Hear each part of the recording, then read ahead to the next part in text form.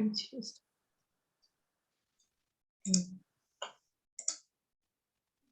Attendees can now join. It's not like that.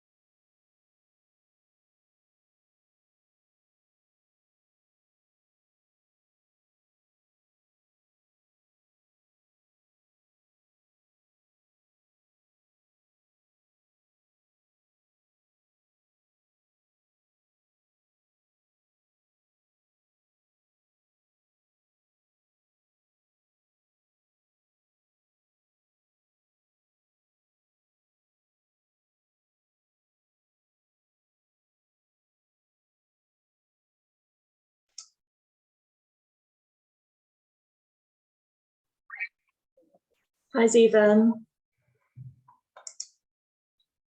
We're just waiting for everyone to turn up, and about, I think I'll kind of promptly get started at 7, and I'll start with a bit of an introduction and then hand it over to you guys. Hi, Molly. It says I can't use my video. Host has stopped it. Sorry, I need to make you a host.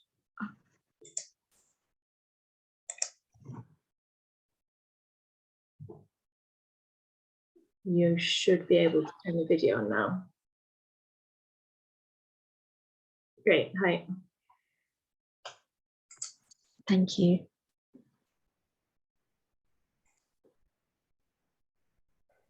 So I think Asal and Marissa are doing the presentation today. I'm here in the background if any questions or anything. Okay, great, thank you. Yeah, we're going to have a Q&A section at the end. So I'm sure you'll be called forward at that point. That's fine. They're more than capable. I just thought I'd be here.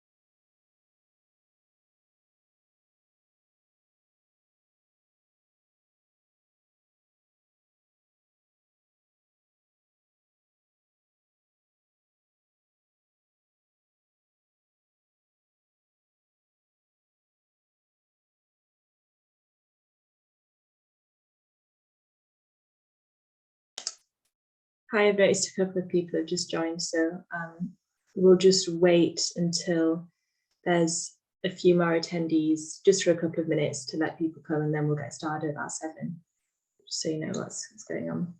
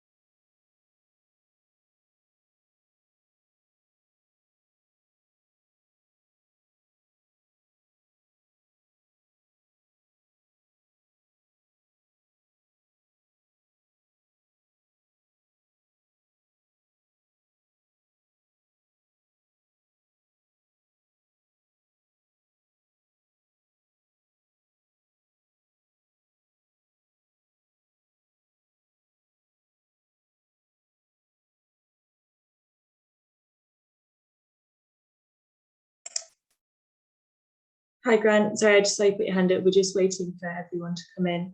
But I'll let you talk if you've got a question to ask. Yeah, just need to ask you to unmute.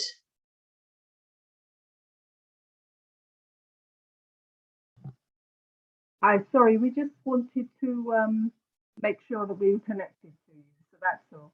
Okay. All right, we are connected and you can hear us, so we're going to go on mute now. Okay. Thank you. Thank you. Sorry, please speak. Yes, hi there. We are two people, so we both applied separately. Okay, oh, that's good to know. We're looking to one Stephen Grant, to one's Christine Grant. Oh, thank you. That's good to know for our monitoring. I'll put you on mute if that's okay now. And I think it's about 7 o'clock and I don't want to keep you all too late into the evening. So I'll get started. Thank you for coming to the first of the HeadsUp webinars for parents and carers. Just so you know, this session is being recorded. You shouldn't be on the screen if you're not a host or panelist. You shouldn't be showing up on the recording. So hopefully that's all okay with you. To introduce myself, I'm Molly. I coordinate the HeadsUp project, which is a consortium partnership of charities providing specialised mental health support to young people in Harrow. And today we've joined up with Harrow Talking Therapies to think about how you as parents and carers can better understand and support your child's and your own mental well-being. But before we start, I'll just talk you through the format of the session a bit and also how you can ask questions and interact. So it'll be led by Asal and Marissa, who are both therapists at Harrow Talking Therapies. And then their colleague Ziva will be coming in at the end as well with any questions and answers. And Catherine is also here, who's my colleague at HeadsUp in Mind in Harrow, and she'll be able to support with anything technical. What's going to happen is for about the first hour, Asal and Marissa will take you through a presentation. And then at the end, we'll have some ample time for Q&A. There'll also be time for maybe a 5 or 10 minute break midway through. If you have questions throughout, the best way to ask is the Q&A box, which is at the bottom of the screen. If you click on that, you should be able to type in questions. You can tick a box if you want them to come up anonymously. And also, if you see any questions on there that you think, oh yeah, that's a good question, or I was going to ask the same thing, you can vote it. I think it's called like upvote or something. And then we can see that you've done that and we'll prioritize it when we're doing the Q&A at the end. And feel free to ask questions throughout, but we won't be answering them, I don't think, until that end section that we have for the Q&As. If you have any kind of questions or comments that you want to ask throughout, you can use the chat box and you can send them directly to Catherine or I, that might be easiest. And we'll also be monitoring the HeadsUp email inbox throughout in case you need to get in touch with us another way. I think that's pretty much everything. So I'll get started. I'll share the screen, show you the presentation and hand over to Asal and Marissa. My presentation has disappeared. Sorry about this. There we go.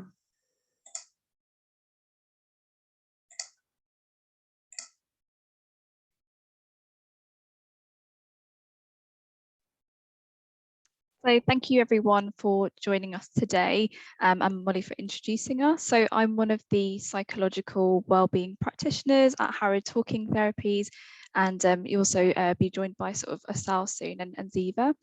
So our aim today is just to think about how we can best support both yourselves with your mental wellbeing, but also thinking about how we can sort of support our children as well. So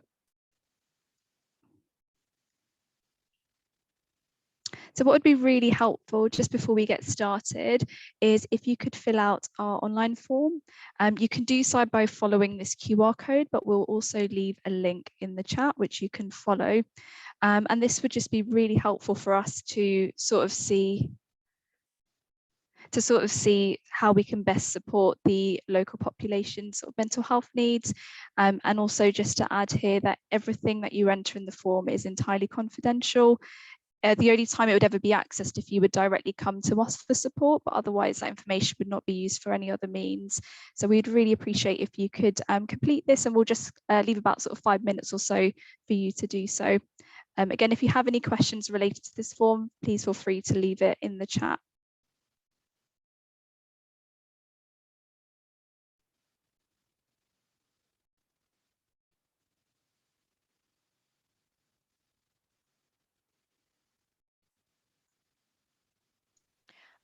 Just also to let you know, I have just shared the link in the chat. So if it is hard for you to scan the QR code, if you just click on the link in the chat, you'll be taken directly to the questionnaire.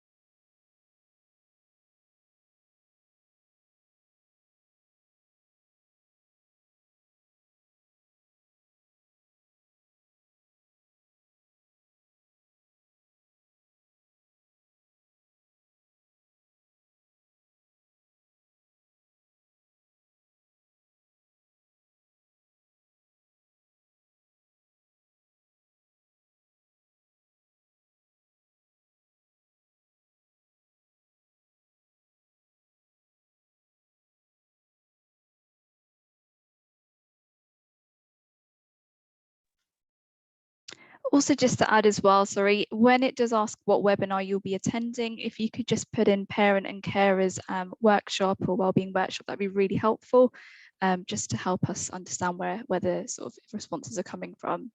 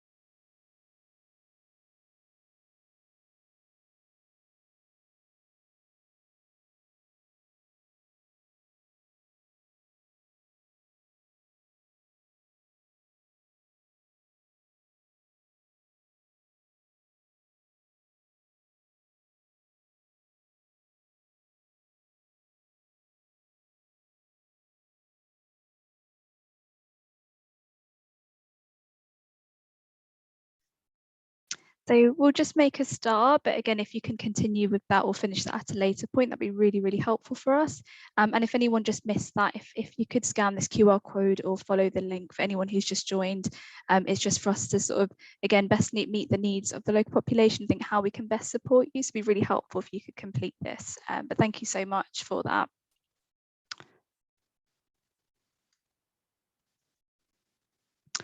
So just a bit of a review of what we're going to talk about today. So we hope to sort of cover some topics in terms of how can we manage stress for parents and carers, how we can also help to manage stress for children. We'll talk through some of the options available for parents and carers, so how you can access support for your own mental well-being, and also have some space for questions as well. So we're coming from Harrow Talking Therapies, and Harrow Talking Therapies is an IAP service.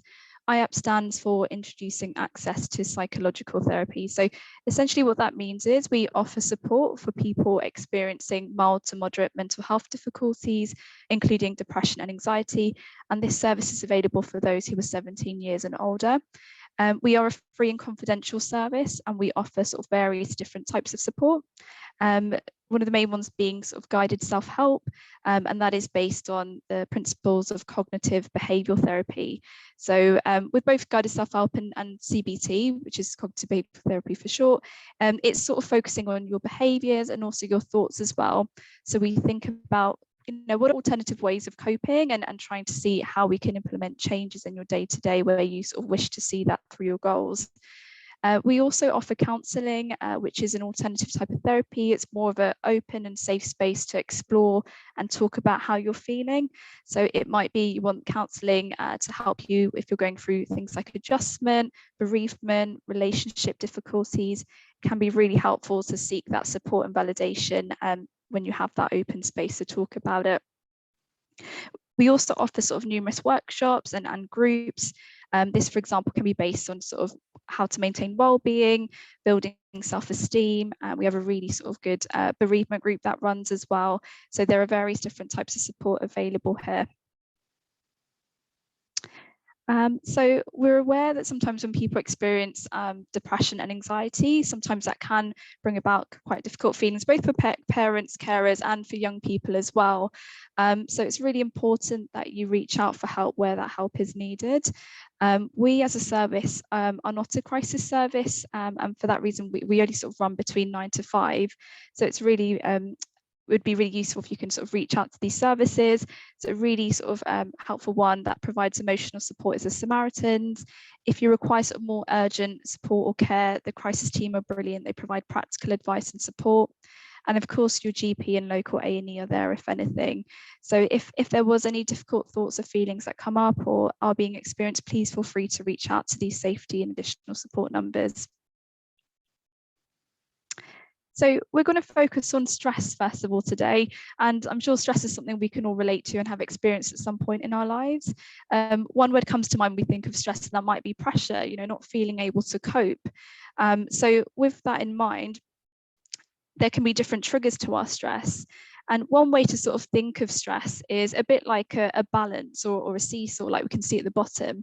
So on one side, we have all these demands placed on us. It could be related to, again, our children. It could be related to our own relationships, our work, our health. And on the other side is our ability to cope. So often stress arises when our tools to cope is not enough to balance those demands. And in that sense, that balance can be quite sort of tipped over. So what we're going to look at today is sort of different tools and sort of coping strategies for managing stress and anxiety and low mood. And it's important as well. The reason why we want to talk about this is we know, you know, being a parent and carer can be challenging, and it can bring up certain experiences of stress and difficult emotions. So one way to look at it is if we can help you to manage your own self-care and look after yourselves, that will put us in a better place to support and help young people as well if they're experiencing any mental health difficulties. So it's really important you put yourself first as well as your own children. So holding in mind this cognitive behavioural therapy approach, one way to look at it is breaking down your experiences and doing so in what we call the 5 areas model. So we look at these 5 areas so you can see their triggers. Again, it might be external triggers or internal triggers that bring about stress. And unfortunately, sometimes some of these things aren't always in our control. That might then prompt certain thoughts. So with stress, it's quite common where we feel, you know, this is too much, I can't cope, I've had enough of this, I don't have enough time to do things. And it might prompt further worries as well. It's not uncommon to have quite physical reactions where we can notice poor sleep. We might feel quite overwhelmed. And as a result, we change our behaviours. We might not always realise us doing this, but often we change what we do day to day to try and cope. So often this can become a bit of what we call a vicious cycle as well, a vicious cycle of stress or anxiety, where in the short term we might do things like worry. It might feel it's quite helpful in that moment. So if I worry, at least I'll be more prepared, or I could know what could happen. But actually in the long term, that just maintains that feeling of anxiety and it doesn't necessarily change anything. So sometimes that can be quite unhelpful. So this can be a helpful way of just looking at what we're experiencing and really breaking it down and seeing how this is being maintained. So if we just have a closer look at these different areas, you can see with stress, there are some common thoughts where we can have quite racing thoughts. We sometimes tend to catastrophize a bit, especially when we're stressed and anxious, so really thinking of the worst case scenario. And often as well, when we're stressed, this can give rise to quite negative thoughts that could be about ourselves, others, or even the world around us. And you can see that it might even link to our own beliefs about ourselves. You know, I'm not good enough, I could be better, I should be doing more. So we might then be quite critical about ourselves and our parenting abilities. And again, if we're experiencing quite distressing or worrisome thoughts, that might bring up quite unpleasant emotions where we might just feel a bit more low, we might feel frustrated, and we also might feel quite overwhelmed. It's quite common when we're feeling stressed to notice physical changes in the body, and that's why it's important with some of the tools we talk about today to think about, well, how can we address this through our behaviours? So common ones might be we're finding it hard to sort of fall asleep. We notice we're having palpitations and headaches. And as a result of this and all the other experiences like our thoughts and emotions, our behaviours might change. So again, just breaking down into some other examples, we might just find it hard to relax. We might feel we're not as able to support our children in how they're feeling and their day to day. We might notice we're a bit more sort of snappy and we don't have that pleasure or motivation to do things. So we might withdraw from others, but also not engage in certain activities.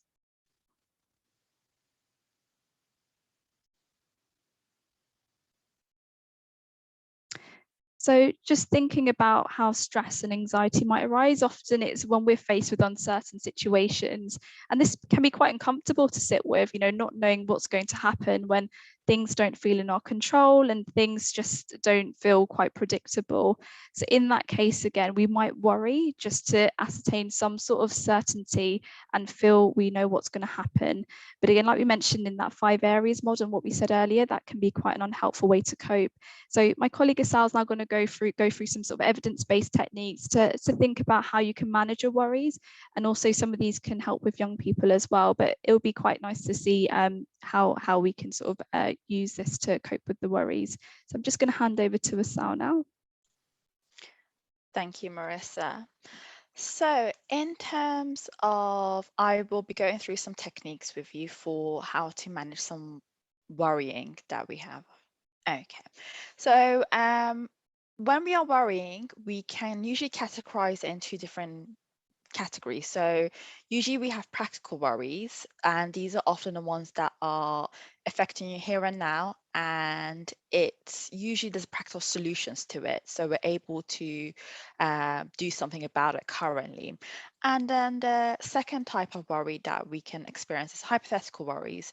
So these worries are often about the future, and we may not necessarily be able to do anything about it now, or even at a later date, because a lot of times these hypothetical worries don't usually happen, but it is still there. So it can be quite distressing when we are experiencing even just hypothetical worries.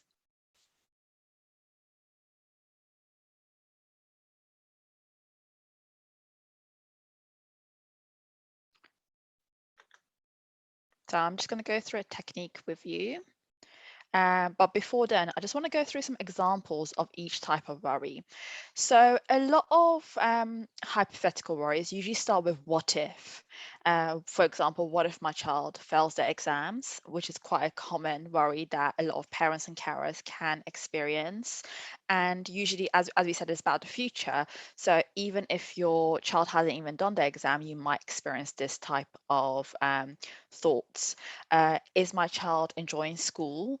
Again, another worry that a lot of parents and carers can experience in regards to their child, or even worries in regards to yourself as well. So what if I can't pay my bills next month? So as you see, a lot of those what ifs are popping up because they haven't happened yet. They're all about the future. So these are the hypothetical worries that are very common that we can experience. And I'm just going to go on to different examples for practical worries. So in terms of practical worries, for example, one might be, does my child have friends? You know, that's a very practical worry. It might be something that you want to make sure that your child has friends, you can speak with them, or does my child have enough time to do their homework? So that can be something that we can do something about it here and now, you know, speaking with your child, seeing what their homework is, maybe doing a little plan with them at what time they can do homework. Or what if the knocking sound coming from my car means trouble and I can't take my child to school? Again, that is a very practical worry because we can do something about it here and now. So usually, you know, you would call the mechanic and get them to see the car to see if there's any difficulties. So these are all examples of the practical worries that we're experiencing. And these are a few different types, but there can be many other different types that we can experience. And one way to help you to see what type of worries that you might be experiencing is using a worry diary. So a worry diary, as the name says, it is literally a diary where we write our worries. So by acknowledging our worries, it really helps us notice what type of worries we have. So maybe having a little booklet and writing it down throughout the day, just seeing what worries might pop up. And then once we have written those worries down, it might be useful to just then rate them on a scale. So maybe rating them 0 might be is not too much of a worry, and 100 might be full on worry. So someone might, you know, have a worry that might be 50% or 70%. And then also classifying it. So obviously we went through the different types of worry and examples, and then classifying your own worries, whether think it's the what if worries about the future, or whether it's those worries specifically about currently here and now. So there's usually something that we can do. So when we write down our worries, as I said, we're able to see what type of worries we are experiencing. And then there's 2 different techniques that we use for these 2 different types of worries, which I'm just going to get onto now.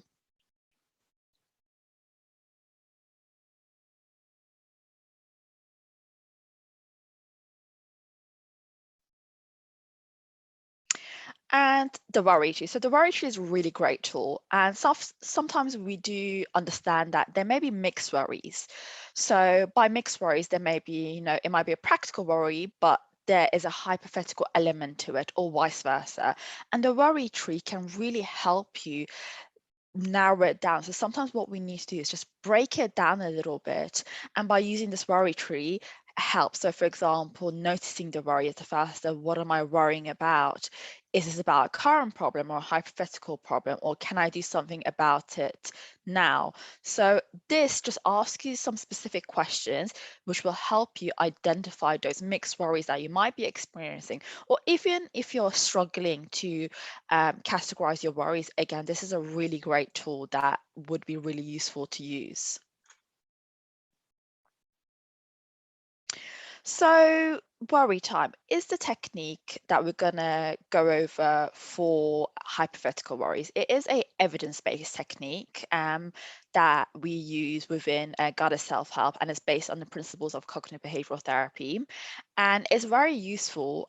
So there's 4 steps to it, and as the name says, it is literally a time where we are going to worry. So the first step is planning your worry time. And so usually I say not to plan this too close to your bedtime, because planning it too close to our bedtime is our protected time. We don't want to go too near there. So some good times that we say are good for practicing the skill would be maybe 6 to 6:20 or 7 to 7:20. And we don't need more than 20 minutes. 20 minutes is more than enough. So that's the first step, planning your worry time, identifying what time might be better for you. And the second step is writing down, classifying your worries. So what I would say is have a little notebook, and when you wake up throughout the day, any worries that might pop up, write it down, specifically those hypothetical worries. They're the ones that we want to focus on over here. So write them down, and it may be that you might be experiencing maybe 2 worries throughout the day, or more than 2 worries, and there might be 5 worries. So write them all down, and what we're going to do once we've written it down, we're going to close that booklet and we're going to refocus our attention. So we're going to come back to those worries later, but how do we refocus our attention? One way that we can do we can use is using grounding techniques. So grounding techniques are a really good tool that can help us refocus our attention. And the 5 senses technique is a really good grounding technique that we can use. So the 5 senses technique uses our environment. So you will look around you, see 5 things you can see, 4 things you can hear, 3 things you can touch, 2 things you can smell, and 1 thing you can taste. So sometimes I even recommend to my clients, if there's, a packet of mints or any fruit, just put that in your mouth, and that could be the last step. But this technique helps refocus our attention from those worries that we just noted down in our booklet, because we're going to come back to them. Or another technique might be just doing something that you simply enjoy. So maybe going for a walk and even trying the 5 senses technique, or putting on a movie, or going and putting on the kettle, enjoying a cup of tea. So anything that you enjoy as well can be done to help refocus our attention. So that's step 3. And then step 4 is the last step. So we come back to those worries at our worry time. So let's say we have said our worry time is between 7 to 7:20. And this is the time that we're going to practice that worrying. So what we do, we get our little booklet out. We have a look at those worries that we have written down, specifically those hypothetical worries. And sometimes I like to go for a few questions. So seeing whether it's still a worry is a good question, because sometimes there might have been a change of circumstances and that worry might have not necessarily been a worry anymore. But if it's still a worry, then this time that we have from 7 to 7:20 is the time that we can worry as much as possible. So the whole main aim of worry time is that we're putting boundaries on our worries. So if, for example, someone says, don't worry while you're worrying, what's going to happen is you're going to worry a bit more usually. Often that's quite common, and it's going to be very counterproductive. And with worry time is acknowledging that these hypothetical worries, even though they haven't happened, they're very real. But what we want to do, we want to put boundaries on them. So we're saying we're coming back to you later. I acknowledge you, but this is the time where you're going to have your time. So that 20 minutes, you do all your worry time. And once that 20 minutes is up, what we're going to do, we're going to use the 5 senses grounding technique again to refocus our attention. So again, look at your environment, look at 5 things you can see, 4 things you can touch, 3 things you can hear, 2 things you can smell, and 1 thing you can taste. Or again, do something that you might enjoy that will distract your attention to move away from that worry time that we just had. And one thing that I really like to do also is just maybe rip up that piece of paper that you have put down your worries, put it in the bin, scrunch it. And with worry time, it is a technique that will require you to practice it every day. So the more you practice it, the more successful this will help at managing your worries and controlling those worries, and just putting those boundaries on those hypothetical worries that we're experiencing. So this is a really good technique that often for hypothetical worries, it can really help. And what I'm going to do, I'm going to go on to the other technique for practical worries now. So with practical worries, they're, as we said, they're about here and now. And usually what we can do, we can problem solve it. So we can take an action in regards to those practical worries. So I'm just going to go through the technique with you now. So with the problem solving, so when we're experiencing practical worries, we can often feel really overwhelmed. A lot of times we don't know where to start with tackling the problem, and often we might think there's no solution to these practical worries. So for example, if you take the car example where there's a noise coming from my car, what do? I need to take my child to school, and we can really take a practical problem solving to resolve this problem.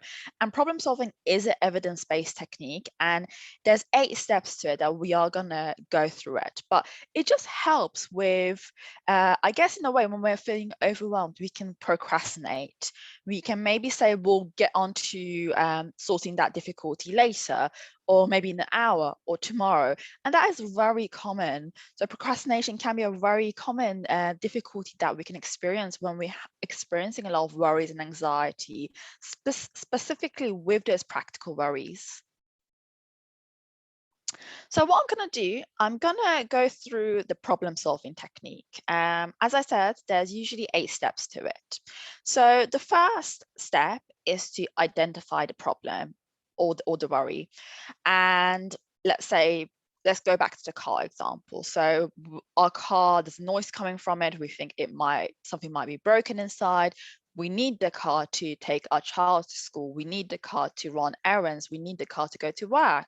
So we've identified the difficulty, and then listing all the solutions possible that we can do. So one of the solutions might be we can call a mechanic and see if they can come around. Maybe another solution might be we can Google how we can fix our car. So we can try and find out any solutions online that can help us. Or another solution might be we might have a relative who is a mechanic who would be able to come and help us. So we list all the solutions available. And then once we've listed all the solutions, what we do is we list the pros and cons. So maybe calling a mechanic might be they don't have time currently to come and look at the car, and you need the car for tomorrow. So that might be a con of it. And then a pro of it might be, they would be able to fully have a look at all the parts of the car and will be able to, they're skilled within that section of the car, so they can have a look and they probably would be able to fix it. And maybe calling a relative might be that they'll be able to come here right now because they have availability, so that might be a pro of it. However, a con of it might be that they might not pick up the phone.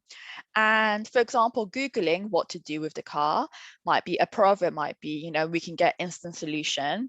But then the con of it might be that that's not necessarily the best solution and we might damage the car further. So these are some pros and cons. And once we have looked at the pros and cons of each of the solutions, what we can do, we can then choose the best solution. So sometimes if we don't have 4 solutions, we can, try the 2 best solutions. So we picked 2 best solutions. And then once we have looked at the solutions, we then choose a solution that we think is the best solution.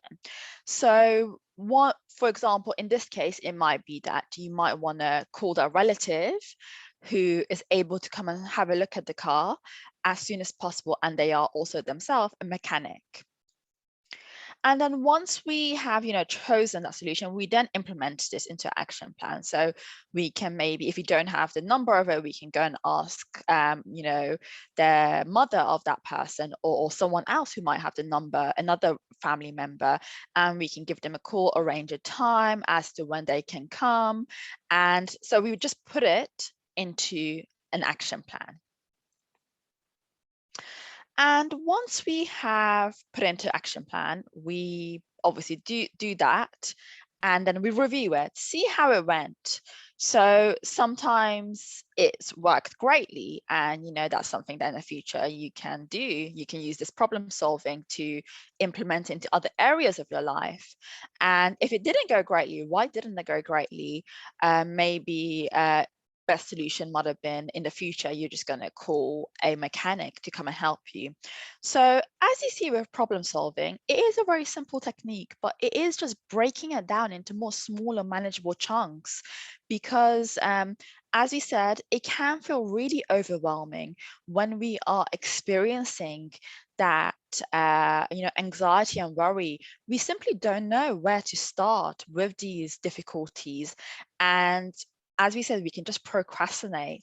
So this will just break it down for you. And again, it's another really useful technique that a lot of people have found that it will really help them with their difficulty. So what we're going to do, we are going to take a little break now, just to give yourself a little screen break. If you want to go and get maybe a cup of tea, just stretch your legs, please feel free to do so. We did say, is it 5 minutes that we're going to give it? So if in 5 minutes, if you can come back at 22, and then we can start going over the rest of the presentation, that would be great. Thank you.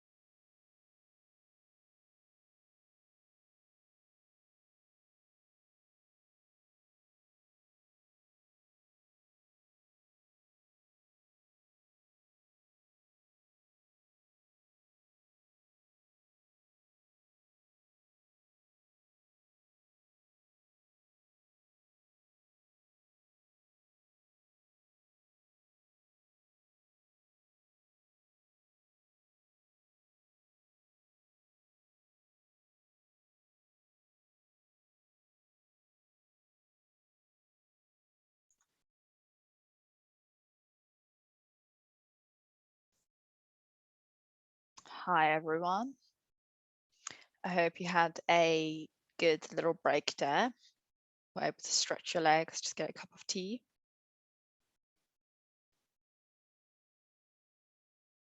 We'll just wait a few more minutes and then we'll get started.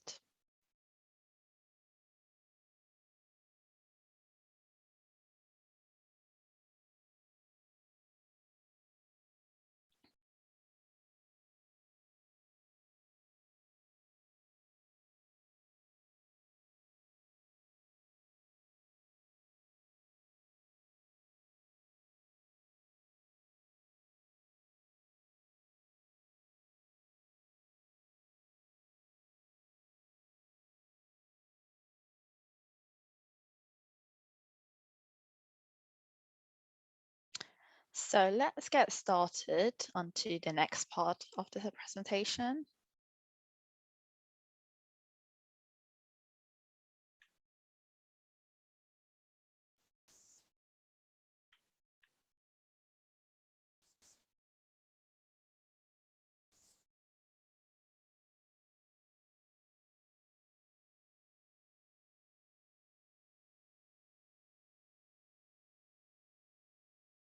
If we can just go to the next slide.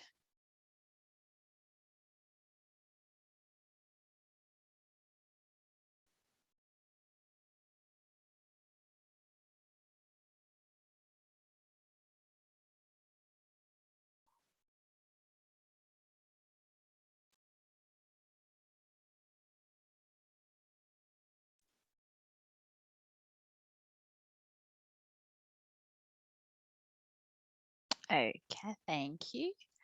So the next technique that we want to go over is relaxation. So relaxation is something that you can incorporate into your weekly life or even into your child's life as well. So a lot of these skills are very transferable. So when we are learning relaxation techniques, it helps reduce the symptoms of anxiety and stress. And with anxiety, it can really manifest physically in our body. So I'm going to go through a little technique with you, a little 10-minute exercise that is really great, but it will help different ways. It will help improve our sleep and it'll just help general well-being as well. So relaxation techniques can help both our mind and our body. So let's go on to the different types of relaxations that we have.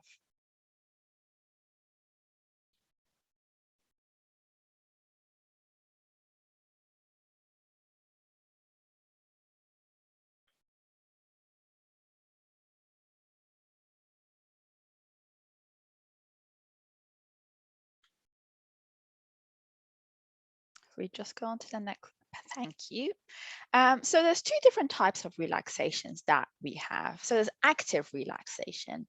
And what we mean by active relaxation is physical activities such as over here it says walking, running, or swimming. So these all help with tension in our body and also with clearing our mind, but especially with that tension in our body and just revealing stress as well. And there's passive relaxation. So passive relaxation usually helps with our mind. So it can be meditation, it can be controlled breathing, or simply just listening to some enjoyable music that we might like. And as I say, it helps empty the mind of the thoughts and I guess attain that stillness within the mind and also the body. And it helps us focus on the present moment. So all of these relaxation techniques will eventually help us be more in the present moment. So what I want to do is I want to go through a little 10-minute relaxation exercise with you. So let me just get it out. So this relaxation exercise is called a progressive muscle relaxation, and it involves tightening and relaxing different muscle groups in your body one at a time. So when we are experiencing anxiety or stress, as I said, it can often manifest in physical symptoms, such as tension in our muscles, especially within our shoulders and our back. That might be an area that it can specifically target. And the tension in our muscles can become a bit of a habit that we can no longer sometimes notice that we're even doing. So progressive muscle relaxation targets that tension. It helps recognize what tension feels like in different muscle groups, and it helps you recognize the difference between relaxed muscle groups and muscle groups that are unrelaxed. So what we're going to do, we're going to go through a little 10-minute exercise. So I want you to all sit comfortably. So find yourself a quiet place to relax. Sit comfortably. Let your hands rest loosely in your laps or by your side. Now close your eyes. Become aware of your breathing and notice how your stomach rises and falls with each breath. Now take a long, slow, deep breath in through your nose, all the way into your stomach. Hold the breath for just a moment, and then exhale through your mouth. Allow your breath to carry away all the stress and the tension as the air floods out of your lungs. Take another slow breath in through your mouth, in through your nose. Fill your lungs completely. Hold it for a moment and release the breath through your mouth. Empty your lungs completely with your out breath. Feel that your body has already undergone a change. The tension in your body has begun to loosen. Now let your breathing rhythm return to normal and relax. Bring your awareness to your feet and toes. Breathe in deeply through your nose. As you do, gradually curl your toes down and tense the muscles in the soles of your feet. Hold your breath for just a few seconds, and then release the muscles in your feet as you breathe out. Feel the tension in your feet wash away as you exhale. Notice how different your feet feel when tensed and when they are relaxed. Take another deep breath in again. Tense the muscles in the soles of your feet and hold this position for a few seconds. Now release. Feel yourself becoming more and more deeply relaxed with each breath. Your whole body is becoming heavier, softer, and more relaxed as each movement passes. Now bring your awareness to your lower legs, to your calf muscles. As you draw in a nice deep breath, point your toes upwards towards your knees and tighten these muscles. Hold for just a moment, and then let these muscles go limp as you exhale. Now bring your awareness to your stomach. Draw in a nice deep breath and tighten these muscles. Imagine you're trying to touch your belly button to your spine. Now release your breath and let your muscles relax. Notice the sensation of relief that comes from letting go. Once again, draw in a deep breath and then tighten your stomach muscles. Hold for a few seconds and then let them relax as you exhale and release all the tension. Bring your awareness to the muscles in your back. As you slowly breathe in, arch your back slightly and tighten these muscles. Now release your breath and let your muscles relax. And then give your attention to your shoulder muscles and the muscles in your neck. As you slowly draw in a nice deep breath, pull your shoulders up towards your ears and squeeze these muscles firmly. Now breathe out completely and allow your contracted muscles to go loose and limp. Feel the heaviness in your body now. Enjoy the feeling. Feel yourself becoming heavier and heavier. Feel yourself becoming more and more deeply relaxed. Now bring your awareness to your forearms. As you breathe in, curl your hands inwards as if you're trying to touch the inside of your elbows with your fingertips. Now feel the tension go as you relax and breathe out. Again, taking a deep breath in and tighten the muscles in your forearm. Hold for a moment and then release them. Feel the tension washing away. Now take another deep breath in and tightly clench your fists. When you're finished breathing in, hold for a few seconds. And then release. Notice any feelings of buzzing or throbbing. Your hands are becoming very soft and relaxed. Take a couple of long, slow breaths now and just relax. Feel yourself slipping even deeper into a state of complete rest. Now tighten the muscles in your face by squeezing your eyes shut and clenching your lips together. As you do, breathe in fully, hold it. Now breathe out and relax all your facial muscles. Feel your face softening. Now bring your awareness to the muscles in your jaw. Take a deep breath in and then open your mouth as wide as you can. Feel your jaw muscles stretching and tightening. Now exhale and allow your mouth to gently close. Again, fill the lungs with air and then open your mouth wide. Now let your mouth relax and let your breath flood all the way out. You're now completely relaxed from the tips of your toes to the top of your head. Now slowly open your eyes.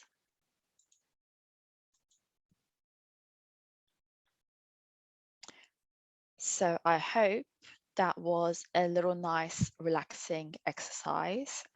So in terms of that exercise, you can find a lot of different progressive muscle relaxation exercises guided through YouTube. If you Google or YouTube it, they will come up, and there's usually a lot of different variations. So if you don't have time to do a 10-minute one, you can do maybe a 2-minute one or a 5-minute one.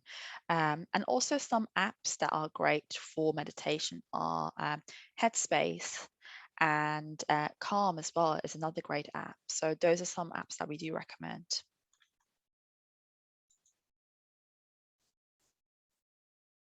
So I believe my colleague Marissa is going to go through the next few slides with you.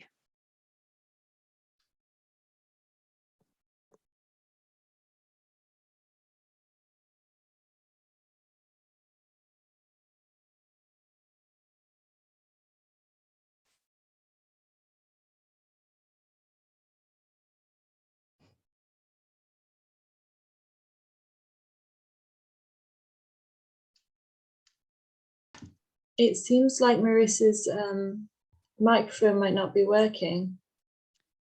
Asal or Ziva, are you able to? Can you hear me okay? Oh, yeah, you come on now. Okay, perfect. I don't know if you can see me. I'm having some technical difficulties. Oh, it should work now, hopefully. Can you see me okay as well? Yeah, perfect. And the slides.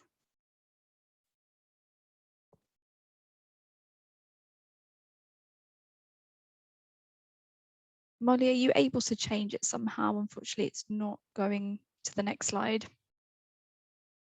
Brilliant, thank you so much. So we're now just going to focus this part of the session on child wellbeing and how you can support your child as well.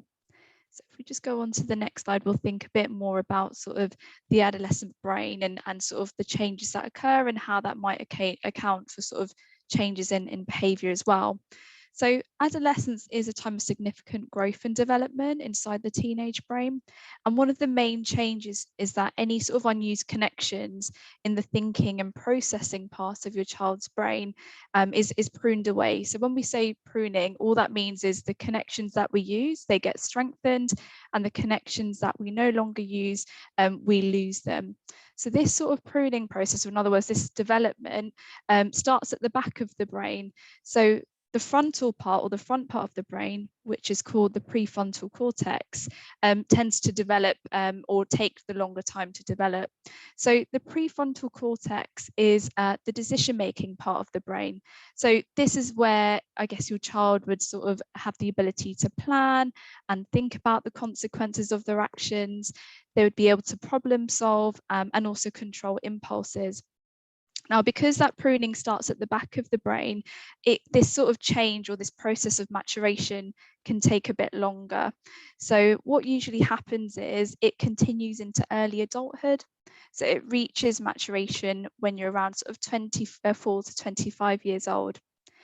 Now, given that this is a bit of time that it takes for that to mature and to develop, what we notice is in teenagers, they tend to rely on the amygdala more.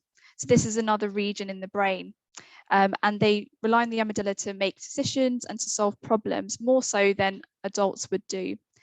So the amygdala is known to be associated more with emotions, impulses, and instinctive behavior.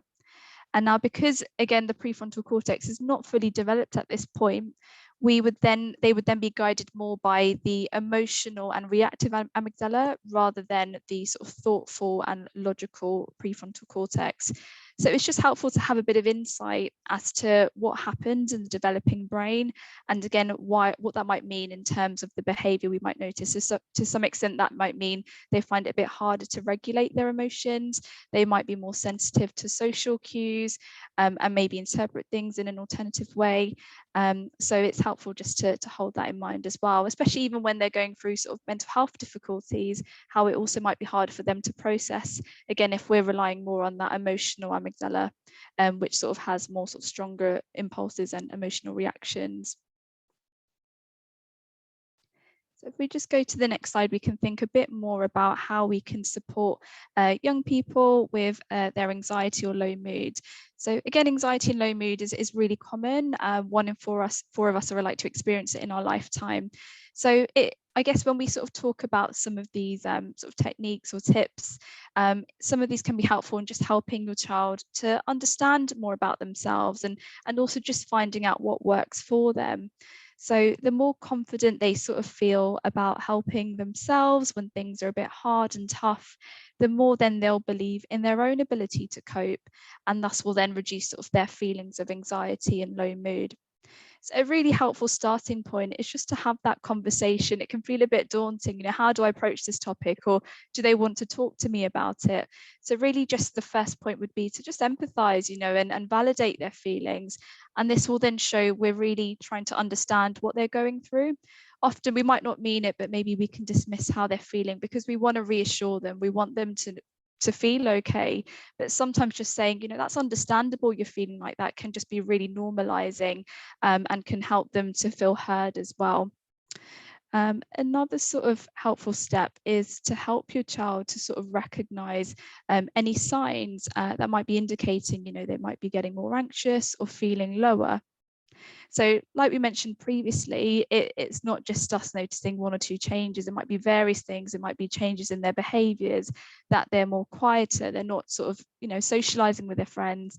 They're falling behind in their schoolwork, or their teachers have noticed something, or maybe at home they're a bit more withdrawn. And if they're anxious, we can sort of notice, they're saying their heart's racing a bit more, or they're feeling a bit more nervous or sweaty than usual.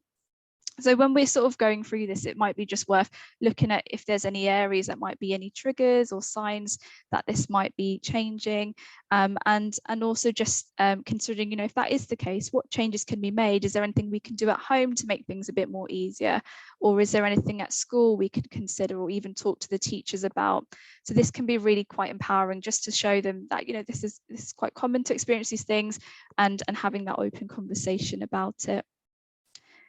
Another helpful tip is, again, when it comes to sort of anxiety, it can feel really quite an overwhelming and intense emotion. So think about trying activities that can help them relax. This can differ across children and teenagers. And some of these might be more helpful than others, or they might find it more engaging or relaxing than others. So maybe just seeing what works, and if that doesn't, trying something else. So some ideas might be to do drawing, to do yoga.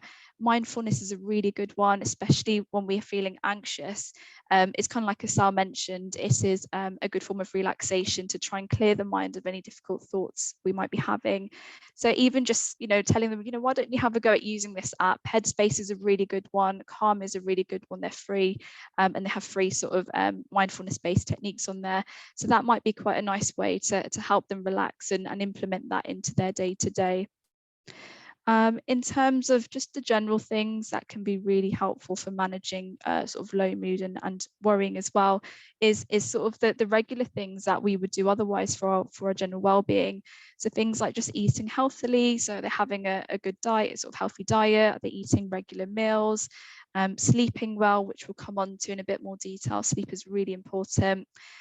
Regularly exercising. Again, exercise can be a really good way of relieving sort of stress. We know that tension can be physically stored, the sort of staying in the body, and it also releases endorphins. So it's almost like a natural antidepressant that can just lift our mood.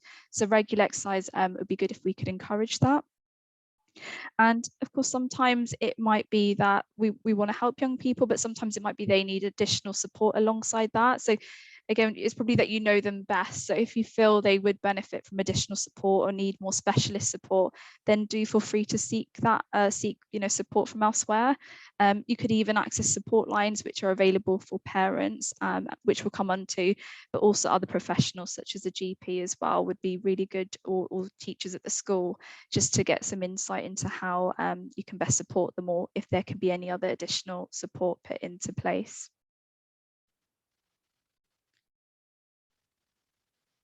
Yep, so just coming on to sleep, again, sleep is really important, and it's sort of bi-directional. Again, if we're not getting enough sleep, that can affect our well-being, and equally, if we experience low mood or anxiety, that can disrupt our sleep and mean that we find it hard to sort of rest as well during the night, where we're waking multiple times. So it can be really helpful to encourage good sleeping habits, just so again, when we sort of develop, you know, when we become teenagers as well, their sleeping pattern might change, where they tend to sort of wake up later in the day and go to bed later, and that again is due to sort of hormonal changes in the body. So having these sort of regular sleeping habits can be really good, especially when there are those changes. So a good starting point is to sort of regulate their sleeping pattern. So the time they're going to bed, the time they're waking. Often it can vary on weekends. I know we don't have a reason to maybe get up as early because of the school days, sort of, you know, getting up earlier than for that reason, but just trying to keep that quite regular can be good, just because again they go through sort of hormonal changes, and trying to maintain that so our body clock is sort of maintained. It can be really helpful as well to have a wind down routine. Sometimes I guess people can sort of be looking at screens and things, or doing activities that are quite stimulating or engaging, and that might be when you sort of go to bed, you're not feeling as tired, or you find it hard to fall asleep. So having a wind down routine can be really helpful, again, just to signal to the body and the brain that, you know, I'll be going to sleep soon. So even if that for a young person, that might be doing something quite relaxing, it might be just reading a book for a few minutes, doing some light stretches or some breathing exercises, and even trying to avoid some screen time. So the winding down can be sort of around 60 minutes before bed, and that can be again really helpful, just to sort of signal to ourselves that sleep we'll be sleeping soon. When it comes to napping, often again, if young people are experiencing difficulties with sleep at the night, they might feel like, hey, let me nap to rest and catch up on my sleep. And although that can feel quite helpful or restful, again, it's more so associated with short-term benefits. In the short term, you might feel more energetic or feel a bit more alert, but in the long term, that can maintain sleeping problems. So if they are to have a nap, maybe just encouraging no more than 20 minutes and trying not to have naps after 3 p.m. just so they are tired enough when it does come to that bedtime. And another really sort of good tip is just regular exercise. It has really good long-lasting benefits in terms of our sleep. So even if that is just a few minutes of sort of going for a walk a day or doing so in the morning, can be really good to have good sleep going forward.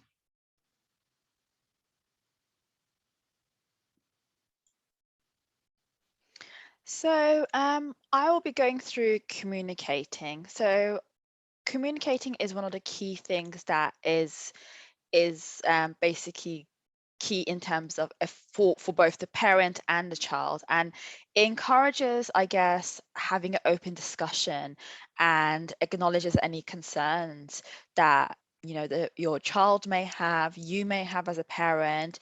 And I think it's so important because sometimes when there's no communication, that's where the miscommunication can happen. And communication it needs to involve active listening. That's such a key aspect of communication. Also respectfully speaking as well. And we know that sometimes children and young adults may have difficulties with communication. So if necessarily they don't want to always speak, it might be worth even asking them to write it down on a piece of paper or a booklet, and that might be something that might help them if they are having difficulties with communication. Also, as we said, sometimes with children and young adults, because of the amygdala, they can have emotional reactions. So sometimes it might be worth, when they are experiencing emotional reactions, to ask them whether they might want to speak now, or they would just want to have some time to themselves. And again, over here, it is that communication that is happening, but it's saying whether you want to do it now or here. And it might be that they simply just need some time to then effectively communicate later on with you as a parent and carer.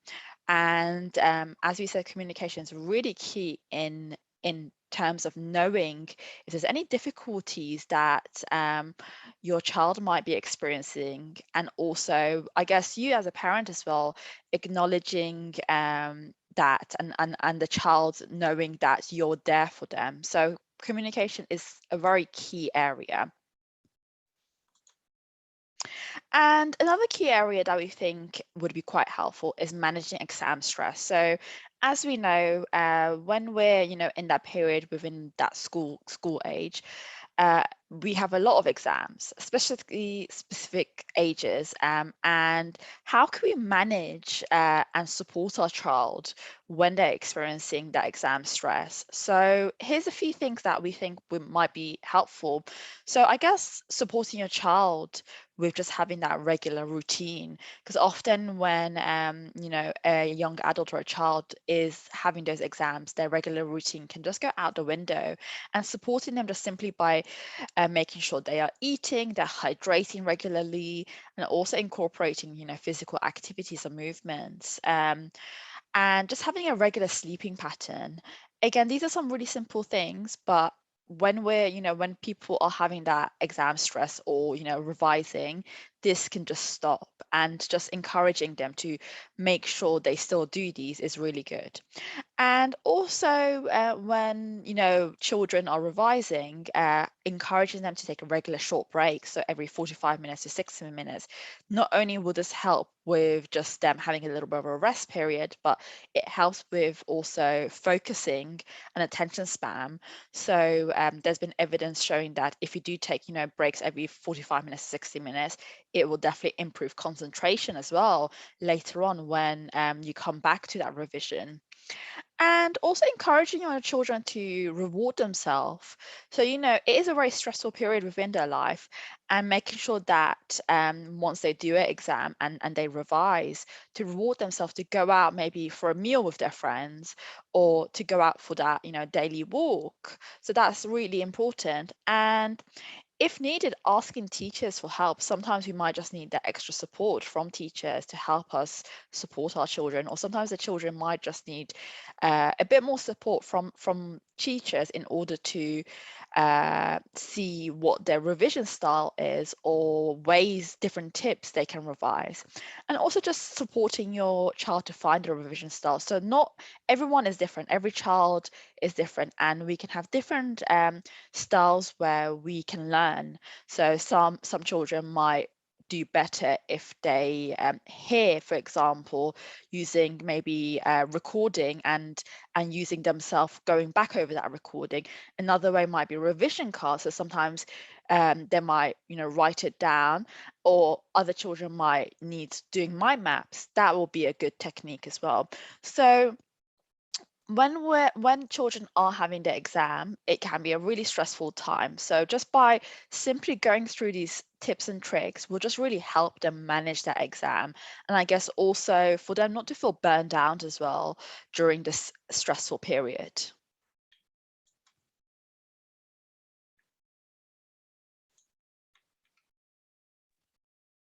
What can be quite helpful then with managing stress is just trying to break things down and think about balance. Often when we feel stressed, what happens is we might feel sort of less motivated, and it might be that sort of young people are just doing the things they need to do, and they might sort of then not engage in things that are pleasurable or routine. So a really helpful way of going about this is, the first step is just to list what is routine, what is pleasurable, and what is necessary. So routine are those things that are sort of give us a bit of structure to our day-to-day. So it might be the time we're going to bed, what time we're eating, self-care things like when we're showering, pleasurable, what it is they enjoy. So again, this is just as important, especially if they're going through a stressful time at school or college, to really implement this even when they're having a lot on their plate in terms of revision and studying. But also the necessary. So sometimes, again, when we feel stressed and we feel overwhelmed, it might be that we procrastinate and put off certain things that are necessary. So maybe even helping them to recognize, what is it that we need to do? How can we support you with this? And then trying to sort of list it that way. So having a balance across these three can be helpful. Just sort of thinking about it visually, if we think of a three-legged stool, again, it wouldn't be the best stool if it's only got sort of two legs sort of that are touching the ground and one of them short, it'd be toppling over. So we need to think of how can we try and rebalance these activities just so we have the best chance of maintaining our well-being.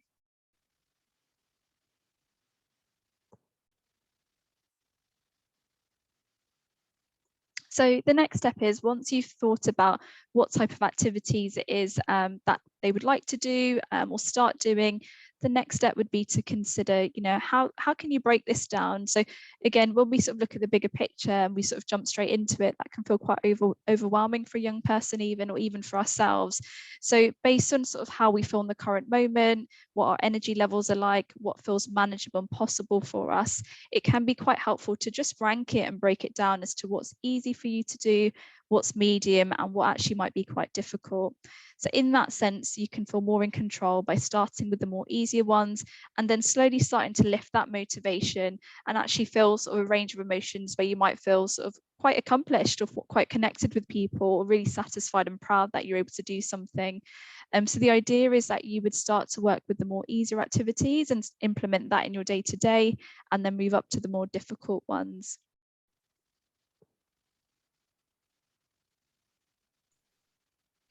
So once we have identified the activities, or your child has identified the activities, and we have rated them as easy, moderate, and difficult, what we're going to do, we're going to then plan the activities. So one thing that could be useful is having a little sheet like this, where the days of the days are up there and also the times. And I would say with your activities, it'll be really good to be specific. So what they're gonna do, where they're gonna do it, when they're gonna do it, and who are they gonna do it. And when we write it down, it's more likely that we are gonna follow and they're going to follow with these activities, rather than if we don't write it down. And another great thing, so sometimes motivation can be difficult, and one thing that is good that you can let them know is the 5-minute rule. So when they are struggling with motivation, the 5-minute rule is a really good little tip. And basically it's saying, so for example, if your child wants to go out and meet with a friend, and they might be experiencing low mood currently, or stress because of exams, and they don't have motivation, is giving them just 5 minutes to kind of get up, get ready, put their trainers on, get their keys, and to get out of their door. And if we give them more time, then it's more likely for them to procrastinate, to go back and forth. Oh, I don't have any motivation now, I'll do it later. Whereas if we give them a more shorter period of time, 5 minutes, it's more likely that they'll get the motivation. And once they get up, they'll say, I've already got up, I might as well go and get my keys, put my trainers on, and go and meet my friend for that walk that I have set. And also just recording their mood before and after. So sometimes we don't always realize that maybe how different the mood change is. So by noting it down is really helpful for them to realize how good that walk was with their friend.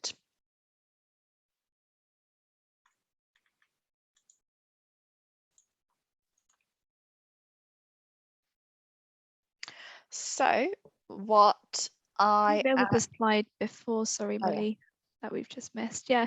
Yeah. So these were just some frequently asked questions we thought we'd run through. And it could be quite common one that comes to mind, especially when young people that we know are experiencing difficulties with their well-being. So a really common one might be, well, my child doesn't want to talk to me about it. You know, I feel a bit helpless. What do I do?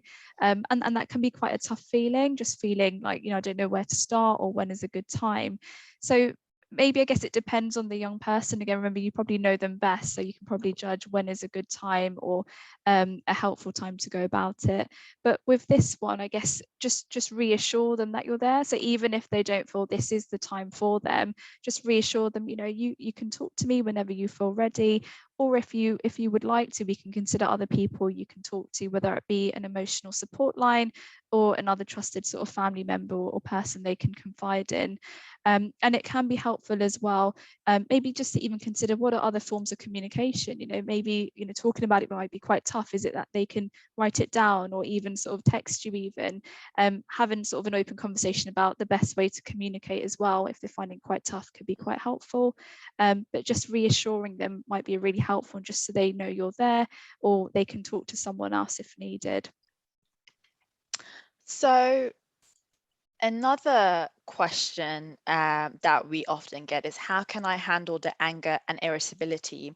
So anger can be very common within children and young adults. And as we said, the amygdala is still not an area that's fully, the pre-cortex, sorry, is still not fully developed. So the amygdala is the part of the brain that is usually basically controlling it, and that's the part that's very emotional and very reactive.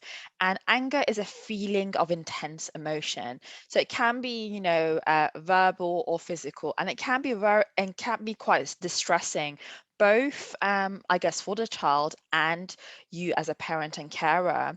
And you know, children will experience anger at some point in their life, and it might be usually sometimes over small things, such as maybe not being able to do a task that they've done many times. And it's part of a normal development, I would say.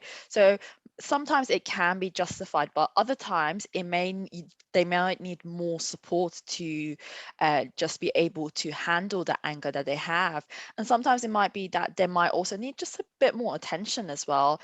And some tips and tricks that you can do is sometimes helping your child identify that might be anger, because sometimes they might not necessarily know that what this is called, or they might not be able to identify themselves that this is anger.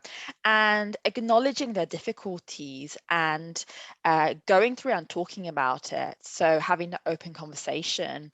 And also sometimes going through just giving them a hug as well is another tip that's quite good. But there's quite a few different ways that we can help a child. Sometimes it might be that they just simply need to let that anger out, maybe go for a run, maybe I don't know, use some grounding techniques. So grounding techniques, again, that 5 senses grounding technique can be really useful, because the anger might be so intense within that moment. What they need to do is they need to ground themselves. So simply by, you know, scrunching the face and then unscrunching it again is another grounding technique, or running around is another technique. Yeah, and another really sort of common question is, well, who else can I speak to about my child's difficulties? So it would be really helpful as well if there was, again, any concerns, or you just wanted some more professional advice. It'd be advisable to speak with your GP. I guess also teachers would also best know your students as well in the school environment, so it might be worth having a chat with them. There are also parent support lines if you felt you just wanted someone to talk to and to seek advice, which we'll include today as well when we go through other support lines. And that can be quite helpful as well, because they can signpost you to relevant support based on your needs and your child's needs.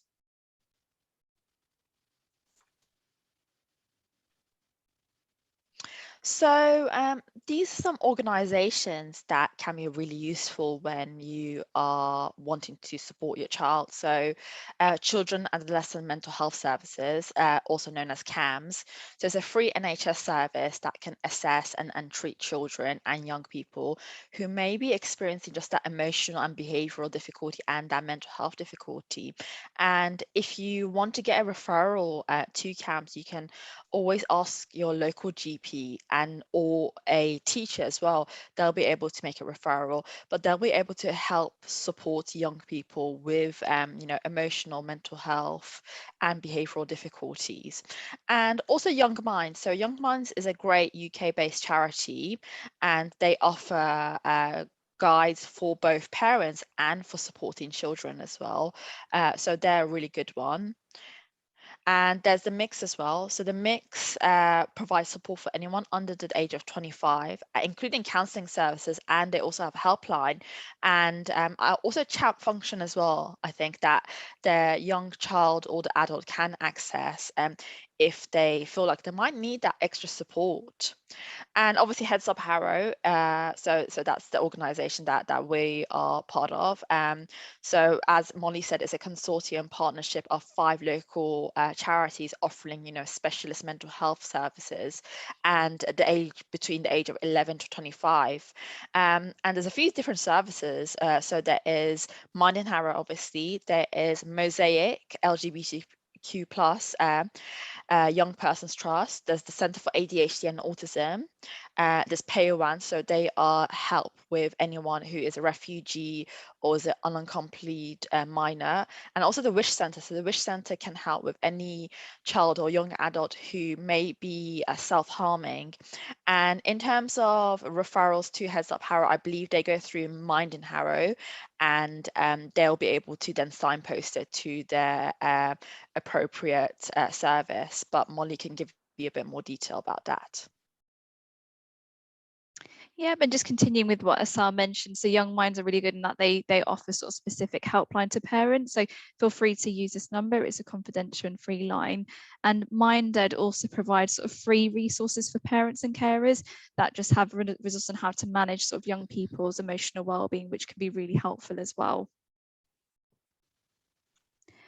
So just to tell you a bit more about if you wanted to receive support from our service, of course you can do so.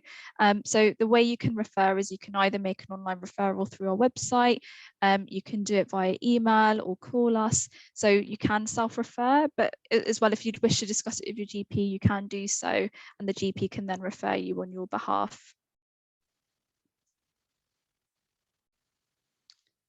So yeah, if there was any further questions, I can see there's been some in the chat as well, but feel free to let us know if you had any further questions.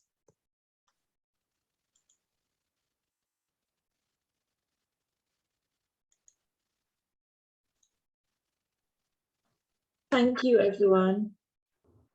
I'll just put can't turn my video on for some reason, but there's well, actually, the question in the chat was, thank you. Which apps do you recommend? And do you have any tips on dealing with anger? So in terms of anger, obviously we went through that, Alison, but what I'm going to do, Anna Freud also have some great resources, so I can send that on here, but Marissa or Ziva, please feel free to add anything to that. Yeah, I'm sorry, I've just sent a message privately. I didn't realize it was going private. In terms of anger, like Asal said, it's a very common emotion, especially in that age range. So if there's anything that will help calm them down in the moment, whether it's taking a step out, going for a walk, doing some grounding, or doing a bit of relaxation, whether it's through music or mindfulness.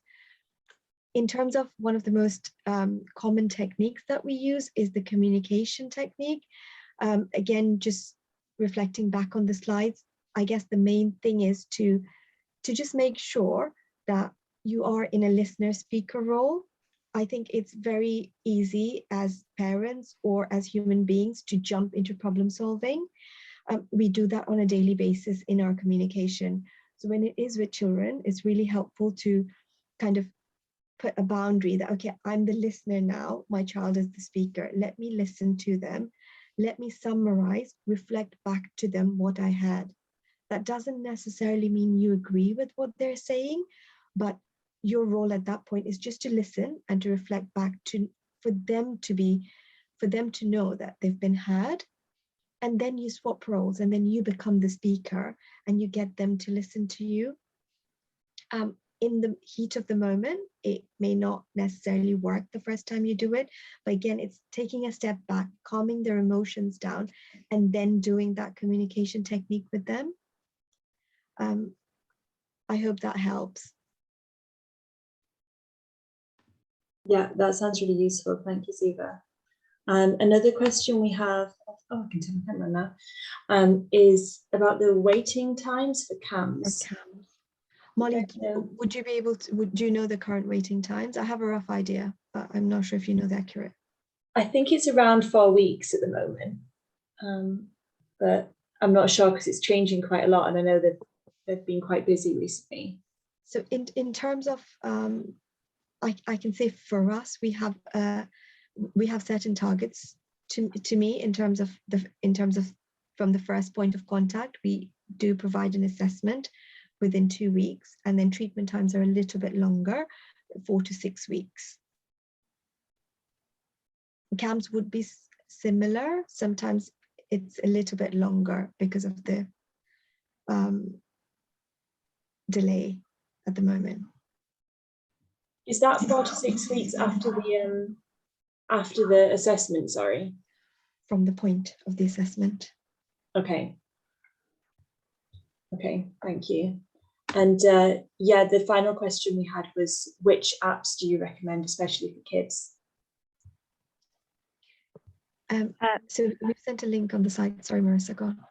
Yeah, just what Ziva was going to say, there's a really good one where CAMS sort of recommend different apps specifically for young people. So a really common one is Headspace and Calm. I can see there's one there called Mindshift, which can be good for young people experiencing anxiety. So feel free to follow that link, and maybe even they can try and see what they prefer or what works for them, because imagine different ones that might be more helpful for each of us. So having a look through that might be helpful. Also, Koof is another great one as well. That might be good. Yeah, there's also Anxiety UK.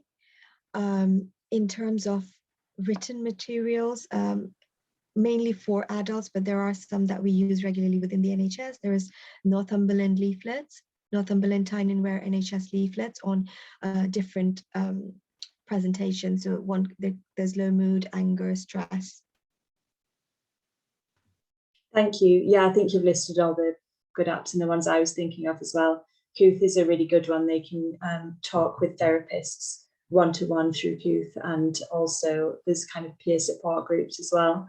But as Marissa said, there's so many different apps out there, and they might want to try a couple of different things and see what works for them.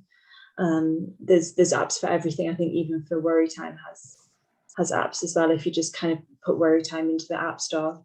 So I'd encourage you to have a bit of an explore.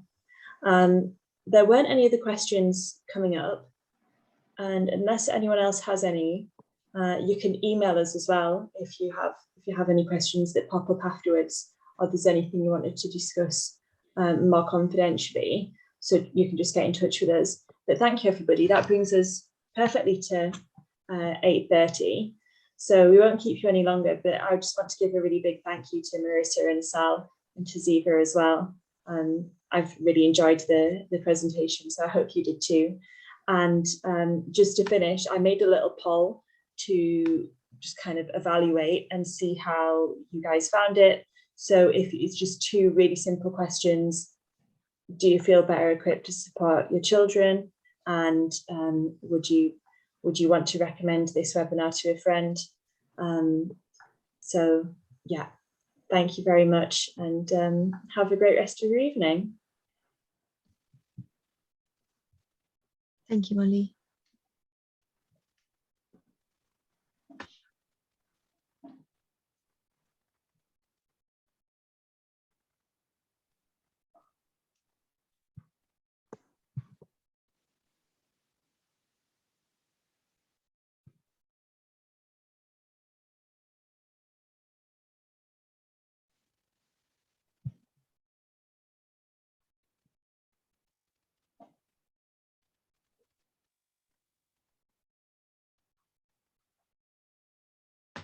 We're getting some good answers to the polls.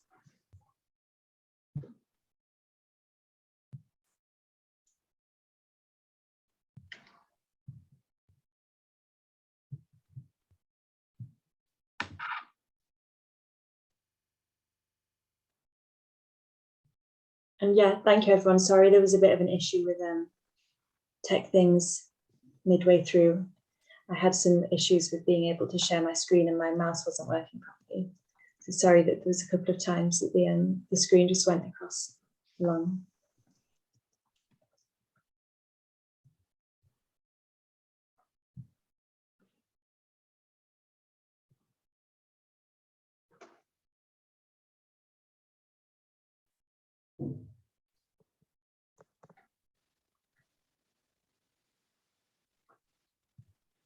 I think everyone's put things in the poll, so I'll end the webinar. Thank you.